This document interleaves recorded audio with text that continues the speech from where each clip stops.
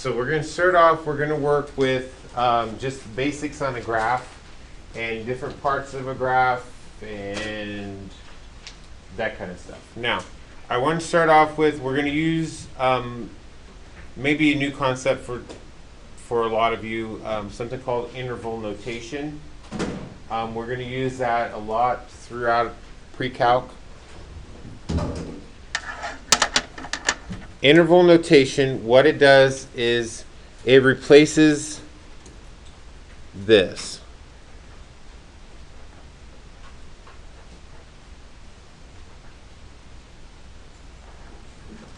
So what we're going to do is we're going to take that and we're going to replace it.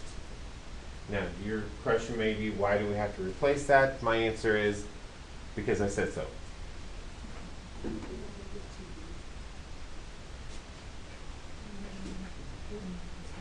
Yeah, -2 is less than or equal to x is less than 5.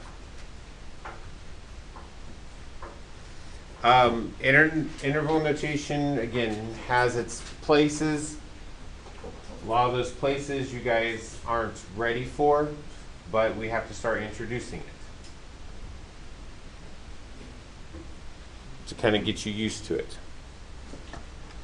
Okay, so to start off with, square brackets. I don't like the, there we go. That's better. Okay, square brackets are the equivalent to a less than or equal sign.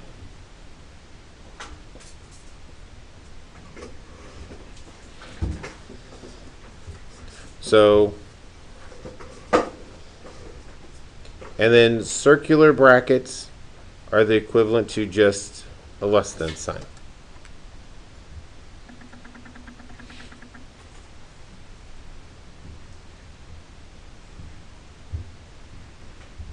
So if I wanted to represent what I just wrote in interval notation, I would write it like this.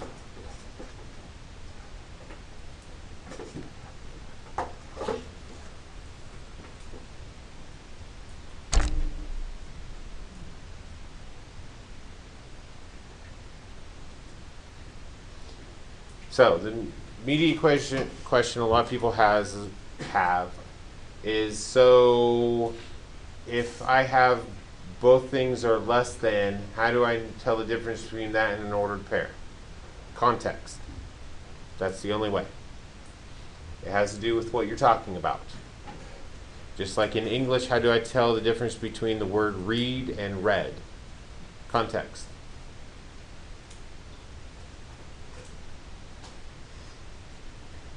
So what we're going to do with some of these is we're going to use interval notation to get you used to using interval notation.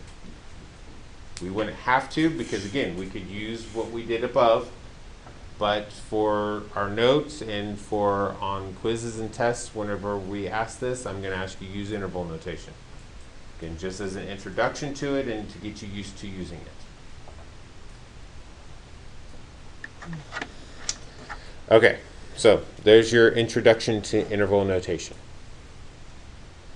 Okay, so now on to the parts of the graph. All right, zeros. Now, I don't like them calling these zeros because, yes, these are zeros, but zeros have a lot broader meaning than how they are using these. Zeros of a function are anything that you plug into a function that makes the function equal 0. Now they can be real numbers or they can be imaginary complex numbers.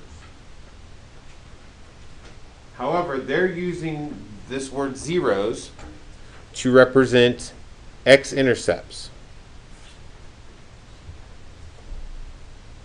X-intercepts cannot be imaginary numbers, because x-intercepts have to show up on a graph. Imaginary numbers do not show up on a graph. Now, there are other names for zeros and x-intercepts, such as other words for this are roots, Trying to think of what else. There's another one I'm missing. Sometimes they're simply called the solutions to the polynomial.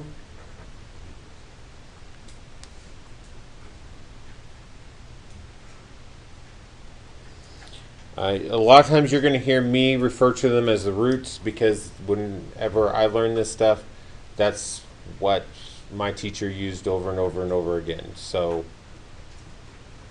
that's might be the word that I use over and over and over again. But in terms of this, what we're talking about are x-intercepts. Your book's going to use the word zeros. Okay, so on this graph, what are my zeros? -6, 0. -1/2, 0.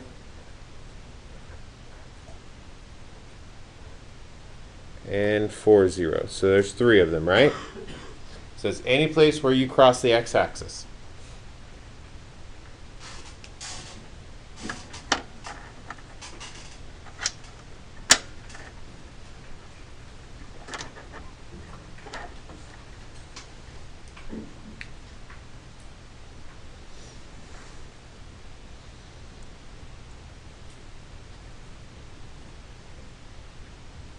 Okay, I'm going to skip the increasing, decreasing constant. I'll come back to those because those are the ones where we're going to use interval notation.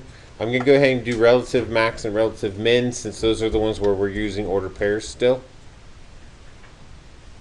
Okay, now the word relative. We use that word because if you look at this function, it does not have a maximum and it does not have a minimum. Because the right-hand side goes up forever, the left-hand side goes down forever. In order to have an actual maximum or an actual minimum, you need something like a parabola, where it has a definite bottom to it. Then it has an actual minimum. But a lot of times, especially in calculus, what we care about is we care about something called a relative maximum or a relative minimum. What that means is you have a point that is higher than the points surrounding it. That is called a relative maximum. It is not the overall maximum. It is just the maximum in the area.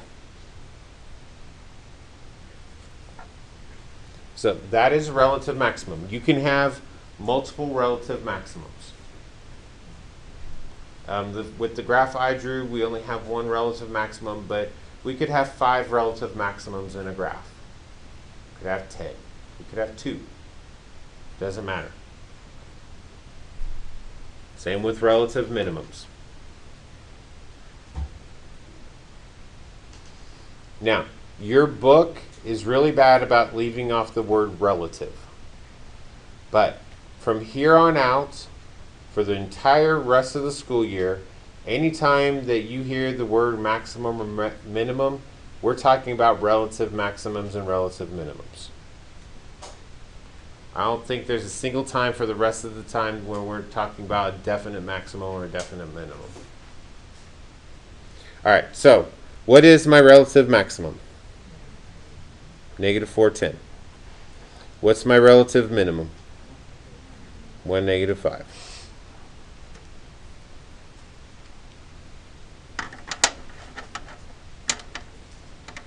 Now again, to know that those are ordered pairs and not interval notation, you just need to know what you're talking about. You just need to know that maximum is not going to be an interval. It's a point. It's not an interval. However, increasing, decreasing, and constant, we're talking about intervals. So we use interval notation for those. So again, it's up to you to know that those are intervals. So if you see something that looks like an ordered pair, it's not an ordered pair. It's going to be an interval. Okay, increasing what we're talking about with all 3 of these. I'm going to move this up a little bit. with all three of these, we're always talking about when the graph is going from left to right.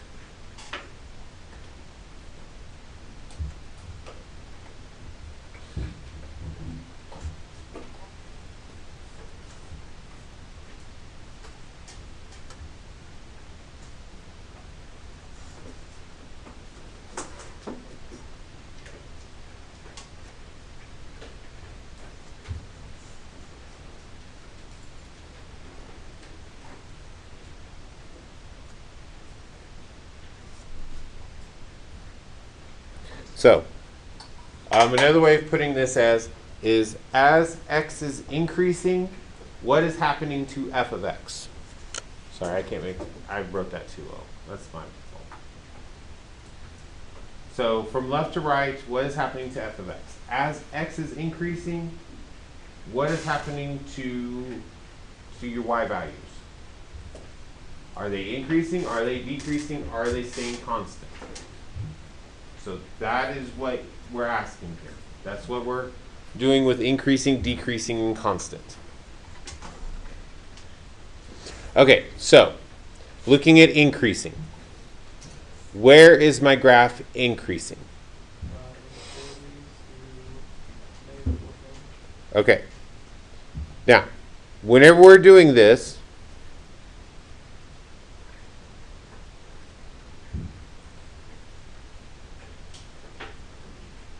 we are only interested in giving the x values. We're only interested in, we know the y values are increasing. That's what we're asking for.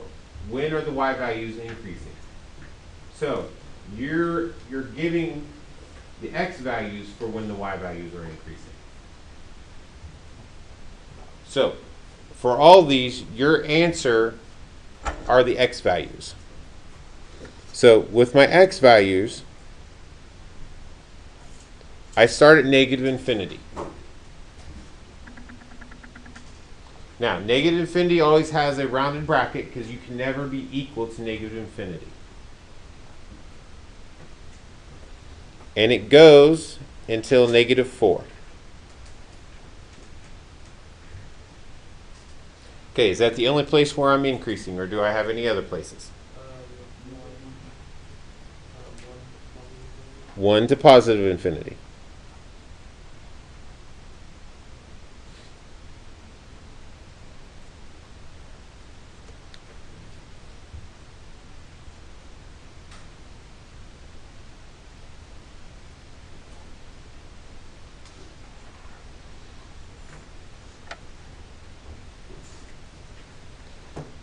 Okay, decreasing. Where do I start decreasing?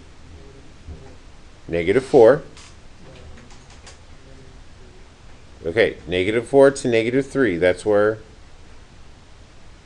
I'm decreasing. So I start decreasing here, and I stop decreasing there. Okay, where else do I start decreasing?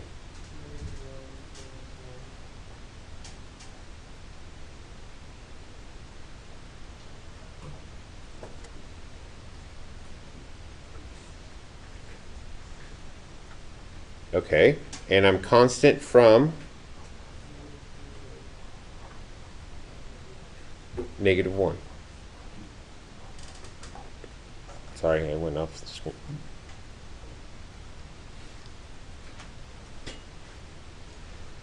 Okay, now, a good way to check yourself. I don't think I'm ever going to give you a graph with a hole in it. So, you should be able to go through your intervals here and be able to account for the entire graph. So, negative infinity to negative 4. I should be able to go down here and find another negative 4 to start from. Okay, so negative 4 to negative 3, negative 3 to negative 1, negative 1 to 1, 1 to infinity. So I went all the way from negative infinity to infinity. So I'm good. So you should be able to account for your entire graph there. All your x values from negative infinity to infinity. That's a good way to check yourself that you're doing it correctly.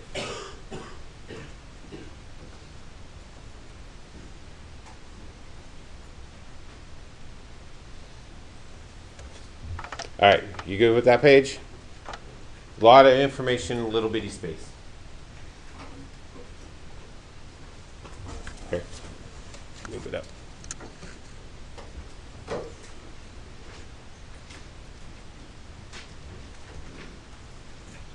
The rest of this, I think, is a lot. There's a lot of space for a little bit of information.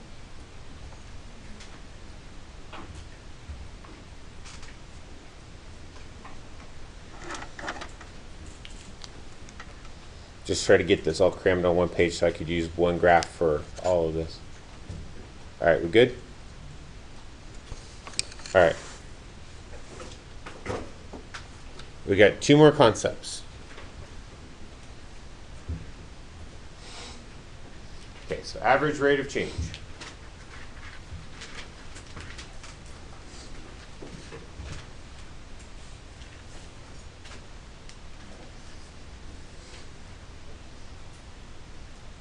Now, we're hitting calculus pretty hard in this section, because this is another big concept for calculus, but this is something you've done for a very, very long time in algebra. We're just taking a concept you're used to and we're applying it to something bigger. Okay, average rate of change is slope. But what we're doing is we're applying it to a curve.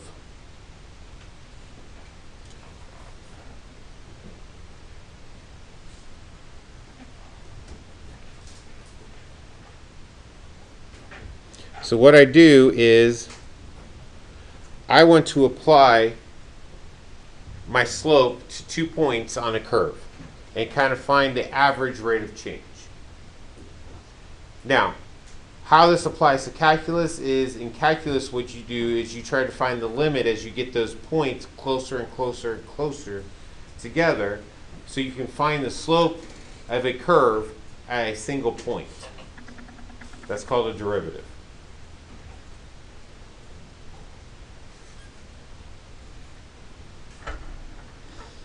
So what we're going to do is average rate of change. I'm going to kind of abbreviate it. I abbreviated it wrong.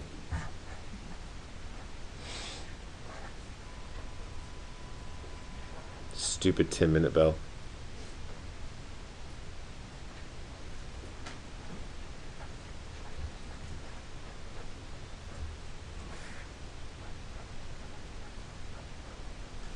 There we go. Now if you look at that carefully, that's just slope. Because f of x, remember, is just y. So f of x2 is the same thing as y2. Or each of these points, this point might be x1, f of x1. This point is x2, f of x2.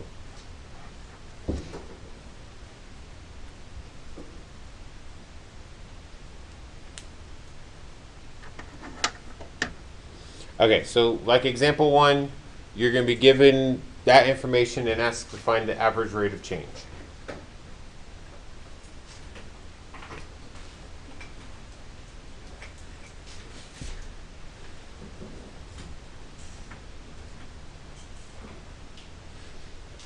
So what I want to find is f of x1, which means f of negative 2.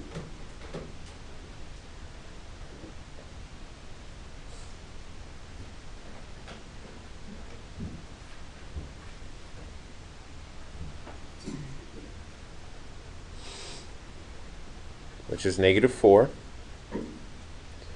and f of x2, which is f of 1, which is 1 cubed plus 1 squared, which is 2.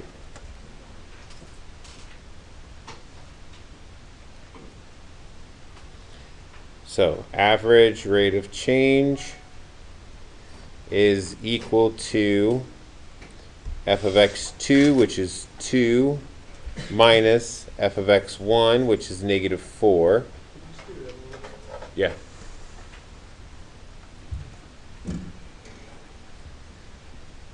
Over x2, which is 1, minus x2, which is negative 2.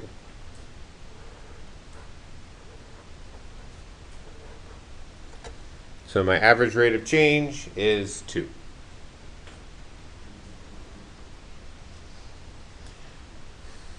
That is it. It's just slope where you have to find your own y values.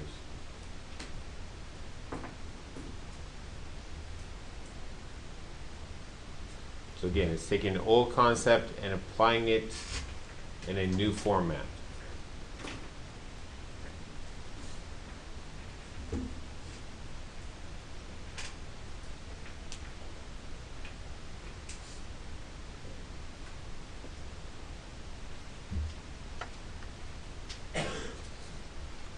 Oh, I lied to you. We have 3 more concepts.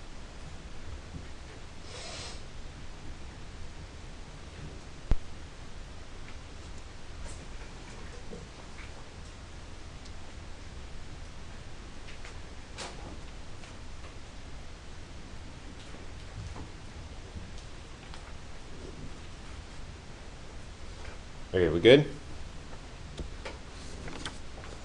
Okay. Even and odd functions. This should be fast. Even and odd functions, I'm going to present it to you. I may ask you a question or something really quick on the test. Even and odd functions after this first chapter are not a big deal. This is one of those things that we present, and after this, we're going to forget about them.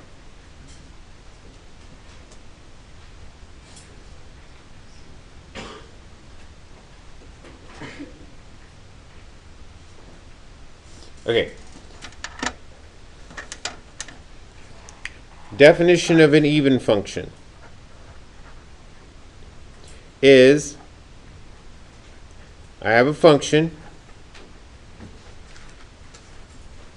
and it is equal to the same thing as if I put the negative x value into it.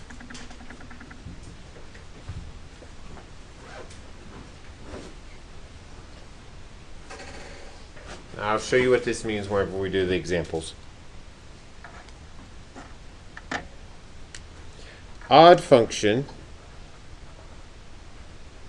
means the negative of a function is equal to the function if I put the negative value into it. So that's the definition of an even and an odd function. 2 really quick, simple examples would be f of x equals x squared. That's an even function. If I put a negative value into that, it's equal to the exact same function. An example of an odd function would be f of x equals x. If I put negative x in there, I get negative x, which is the negative function.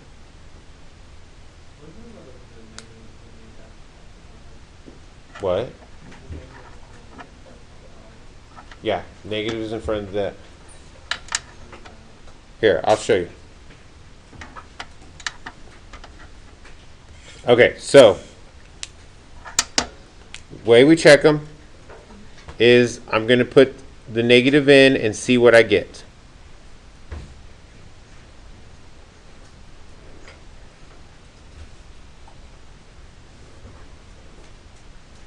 Okay, whenever I square that,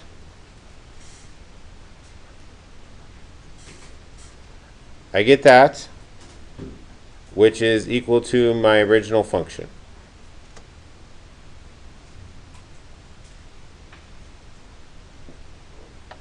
So, this one is even. Make sense? I just put the negative x in. I simplify it. If it comes out to be exactly as it started out to be, then it's an even function.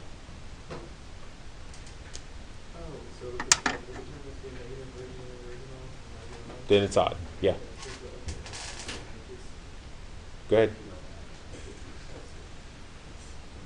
If you're confused about the odd, the next one will be odd. I'll show you. All right, so I'm going to put the negative in.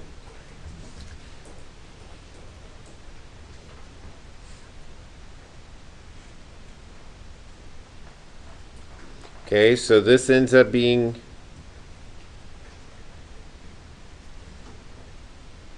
this. Okay, that does not look like the original. So it's not an even function. Now, what I want to do to try to test for an odd function is take a negative out of every single thing. So if I take a negative out of everything, so I'm going to divide everything kind of like a -1. Okay, now, what I have left in here, is that my original function? Yes. So I'm going to take what's in there and replace that with f of x, because it was my original function, right?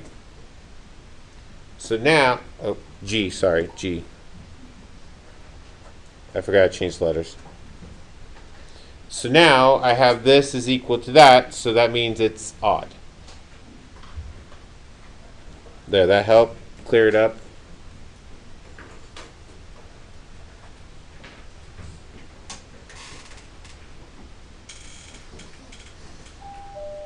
No!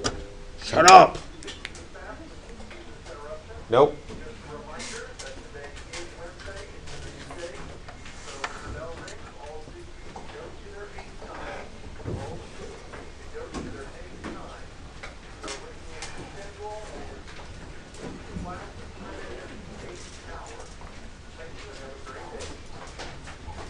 How are we supposed to teach to the bell whenever they keep interrupting before the bell?